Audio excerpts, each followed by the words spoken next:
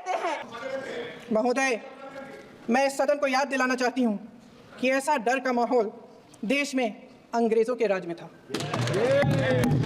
जब इस तरफ बैठे हुए गांधी की विचारधारा वाले लोग आज़ादी की लड़ाई लड़ रहे थे और उस तरफ वाली विचारधारा वाले लोग भय में रहकर अंग्रेजों के साथ साठगांठ कर रहे थे। लेकिन उन्होंने क्या किया? उल्टा उन्होंने आदिवासी लोगों को जो है वो सौतेला ट्रीटमेंट दिया। उनके बीच में जो एक वैचारिक दूरियां थी उनको कभी भी उन्होंने खत्म नहीं किया और आदिवासी समाज को इन्होंने आइसोलेट कर दिया। लेकिन हमारे प्रधानमंत्री श्री नरेंद्र मोदी जी कहते हैं कि रात चाहे कितनी भी लंबी हो वो रात ही है, सवेरा होना निश्चित है। सत्ता पक्ष के मेरे साथी अक्सर 75 सालों की बात करते हैं, लेकिन इन 75 सालों में ये उम्मीद, आशा, ये अभिव्यक्ति की ज्योति कभी थमी नहीं, कभी बुझी नहीं।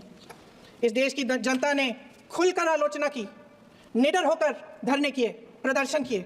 जब जब जनता नाराज हुई तब तब सत्ता को ललकारा, उसे चेतावनी दी, बड़े से बड़े नेताओं को कटघरे में खड़ा किया, उनसे जवाब मांगा, न्याय मांगा। इस देश के छोटे छोटे से नुक्कड़ की दुकानों में, चाय की दुकानों में, इस देश के घरों में, गलियों में, मोहल्लों में, अखबारों में, प्रकाशन घरों में, न्यायपालिकाओं में चर्चा कभी बंद नहीं हुई। लेकिन आज ये माहौल नहीं है। आज जनता को सच बोलने से डराया जाता है, धमकाया जाता है। पत्रकार हो या विपक्ष का नेता हो या किसी यूनिवर्सिटी का प्रोफेसर हो, छात्र संघ हो या कर्मचारियों का संगठन हो, सबका मुंह बंद कराया जाता है। किसी पे ईडी, किसी पे सीबीआई, किसी पे इनकम टैक्स, फर्जी मुकदमे लगवाए जाते हैं, जेल में डाल दिया जाता है। विपक्षी नेताओं को जेल में डाल दिया जाता है, उनको सताया जाता है। किसी को नहीं छोड़ा इस सरकार ने। देशद्रोही कह के उत्तर प्रदेश में मुझे याद है कुछ अध्यापिकाएं प्रदर्शन कर रही थी, उन पर मुकदमा डाल दिया देशद्रोही का, उन्हें देशद्रोही कह दिया।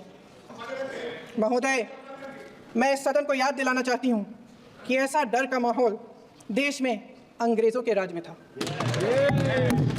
जब इस तरफ बैठे हुए गांधी की विचारधारा वाले लोग आज़ादी की लड़ाई लड़ रहे थे और उस तरफ वाली विचारधारा वाले लोग भय में रहकर अंग्रेजों के साथ साठगांठ कर रहे थे। लेकिन अध्यक्ष महोदय, भय का भी अपना स्वभाव होता है। भय फैलाने वाले हमेशा भय का खुद शिकार बन जाते हैं। ये प्रकृति का नियम है।